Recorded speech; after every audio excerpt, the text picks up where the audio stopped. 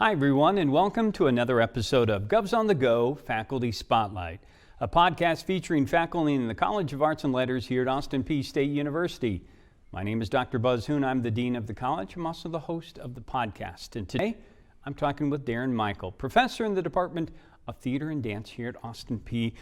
Darren, so great to have you on the podcast today. Thank you very much for having me. Yeah. Yes, we spent a great deal of time before the podcast actually talking about things, so hopefully we'll have plenty to talk about. Excellent. You teach a number of classes here in the department, specifically acting and directing. So when you first got started in the business, did you have any idea that you wanted to be a teacher?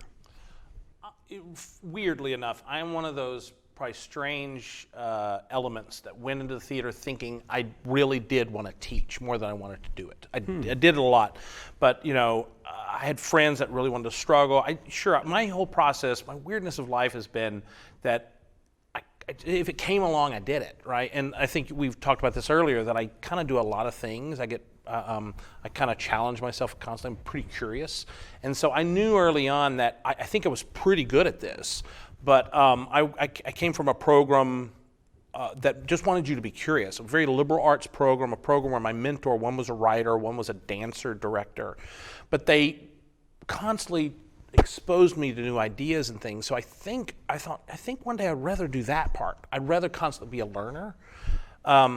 And so I have been an actor and I have directed, but the thing that I have always loved and knew very early on is I think I want to go back and teach, because academic environments allowed me to continue to be curious.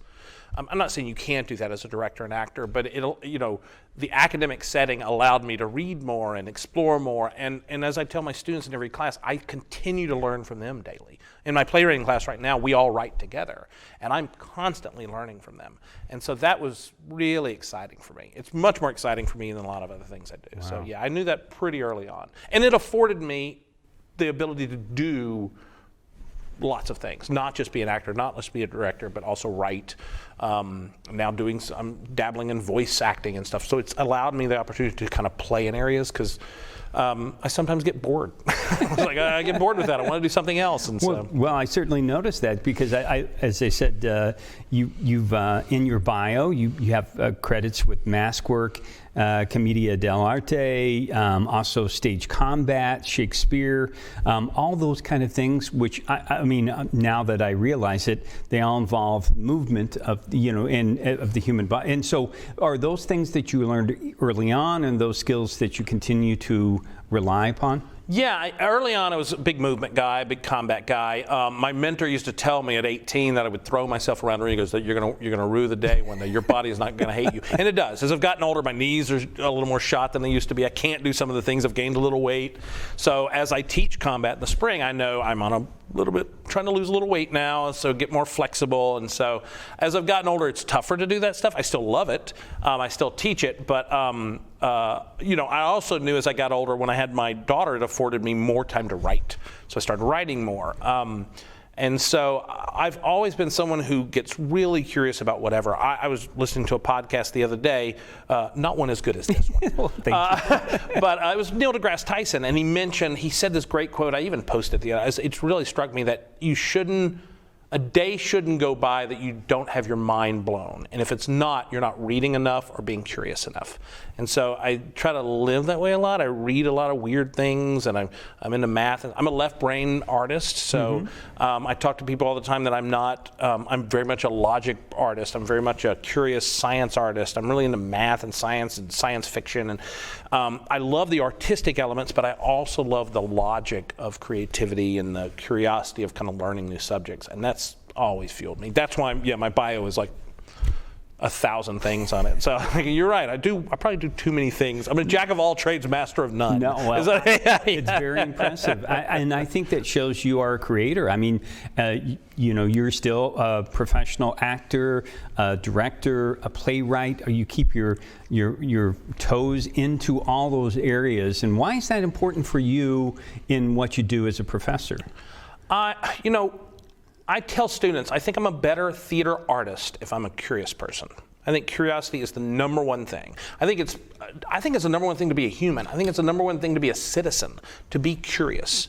we're a polarized country. We're not curious about each other anymore. We're always either hating or this or that. And I was like, just be curious about the world, I think makes us better people. I think it definitely makes me a better artist. If I'm curious about a subject matter, if I talk to someone in the math department or in biology, and I'm always curious about what they do, I'm like, that is really cool stuff. Because it's stuff I don't know, I'm not an expert at, but I think the curiosity to kind of know those things and open yourself up to new information makes me better at the things I do. I mean, that's the number one thing I teach in acting, is like, if you're not a curious person, you are not going to be a good artist. Sorry, you're just not going to be. You may be a great propagandist, you might be a good other type of person, but you're not going to be a good artist. My colleague and I incorporated kind of curiosity exercises in some of our work because students need to be more curious. But I wrote a play one time about asteroids because one day I got curious about how did they name asteroids.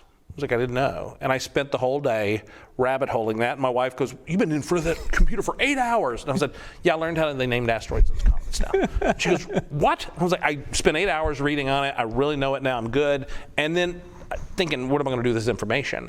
And then 2 weeks later, I'd written a play about it, right? It was a short piece, but it kind of triggered some sort of juice in me to kind of write this on the page. And so that happens all the time with me.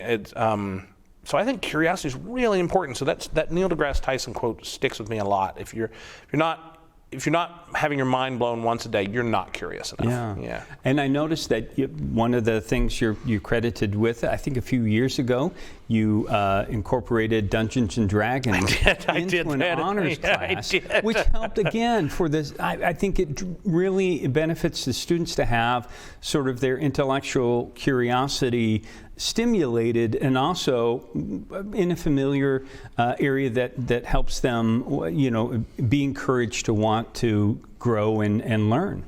Yeah, people, I think, I grew up in the heat of that in the 80s, so when it came back around about 2 decades ago, it kind of took off again. Role-playing games and tabletop games.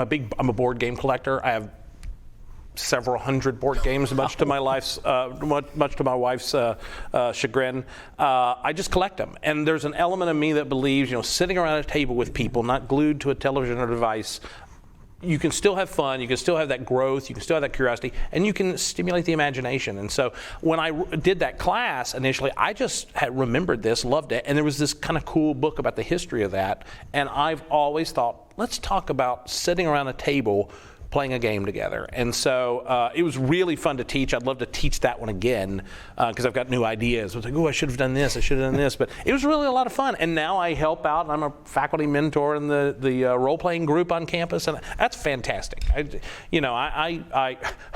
My first year here, I was the faculty representative for the Bass Association, the Bass Anglers Society. And I love that. I was like, hey, yeah, I'll do that. It's fantastic. And I think they did really well that year. I don't know if they're still around, but that first year, I was the faculty mentor of the Bass Anglers Association. I loved that. So, okay. Yeah. Well, we're gonna move to a time of reflection here, okay. And this does not mean your career is over. But right. I want to explore this because I'm always interested. Speaking as of today, looking back, what role have you played that you thought was your most favorite role to play as an actor? Oh man. Gosh. There are a couple I haven't gotten yet that I'm now old enough to do. There are a couple roles that I wanted and I'm too old to do.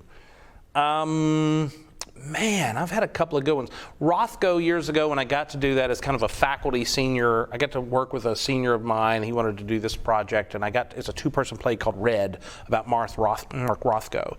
And that was really exciting to do with a student who I really adored, who's actually, I know he works in advancement now. He's come back to the fold, okay.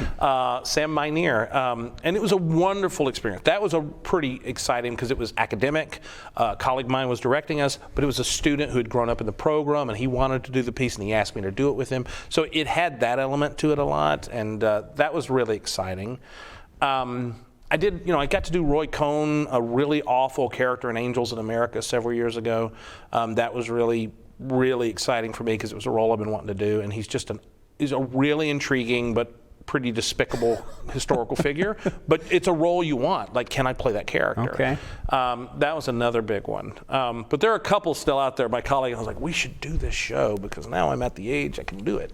So that happens a lot. But I mean, I've had a couple through the years that I've wrote, but those two stick out in recent years, in the last 5-6 years, that have kind of stuck with me. Yeah. Now, as somebody that does a lot of writing, I'm also interested in what creation that are you most proud of that you really think, boy, that was something I exposed part of who I am. Oh, okay. So my first published play was this play called Scarecrows Will Never See a Sunset, which is about my family. I mean, it's a stretch. It's a lot of license, but it's about my mom's side of the family coming to Arkansas during the oil boom in the early part of the 20th century. And that meant a lot because it was, it's personal, right? There's a lot of stuff. It was family stories that have been passed down, and I stretched those and played with them. That was really exciting, my first thing. But the thing that I probably has gotten the most feedback and has been produced probably 4 times now is this short little play I wrote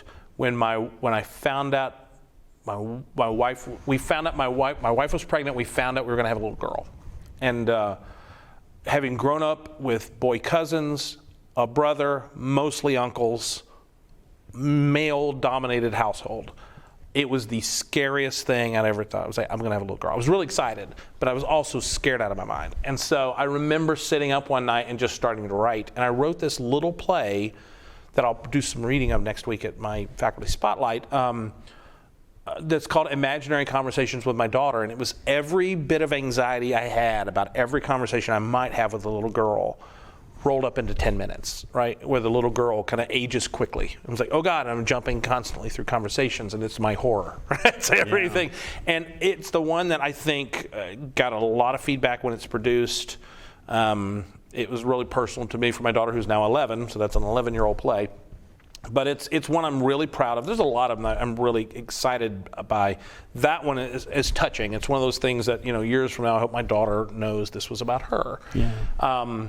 So those two are pretty far up on my list. And then my new adaptation is close to my heart because it's an adaptation of Sophocles' Ajax, but I'm exploring something that's always been close to my heart is how we treat veterans. And so there's a whole thing about that play's always really resonated with me years ago when I read it about what do you do with a warrior when the war is over. And it's really close to my heart about the injustices we do upon our military and veterans, and so that's really close to me right now. That's something I wrote it, I put it aside for a couple of weeks because I've been thinking about it too much, but it's another one I think is pretty close. I don't know how good it is, but the stuff I'm exploring in it is personal. Yeah. Yeah, and before we get you out of here, I wanted to have you talk a little bit about the children's book that you're working on. Oh, God, thank you. That'd be great. I wrote this little book. We're I've got an illustrator for it now. It's a new area. I've never done children's books before. It's another thing. I kind of dove into this pool and not knowing how deep it was. We've got the script done. We've got sketches. We're moving into color. It's called I Think My Parents Might Be Monsters, and it's about kids and how they don't understand what adults do. And it was spawned by my daughter, and the first character you meet is Matilda, my daughter. And it was spawned by when a parent tries to explain to a child what they're doing, and a 4 or 5 year old goes, I don't know what that, like taxes. Yeah. I don't know what that is. And so it spawned that. And it's been really fun to write. It's kind of spawned a couple of ideas. I don't know if it'll get picked up, but I'm excited. It's fun. It's one of those things that's exciting because the story idea is really good. And I think it has some potential, but it was an honest thing that I was having with my daughter and her friends about what adults do and what kids look at and go, I don't know what that is, right? And that was really exciting for me. And so so hopefully in the next year, if you see the book, I Think My Parents Might Be Monsters, maybe maybe it's out there. I don't know. That's terrific. Yeah. And thanks for talking about, of course, not only your career, but all the interesting things that you're involved here at Austin Peay. Well, thank you, and go Peay. And thanks to our viewers and listeners out there for joining us. We will continue to profile some of the outstanding professors we have here in the College of Arts and Letters at Austin Peay State University.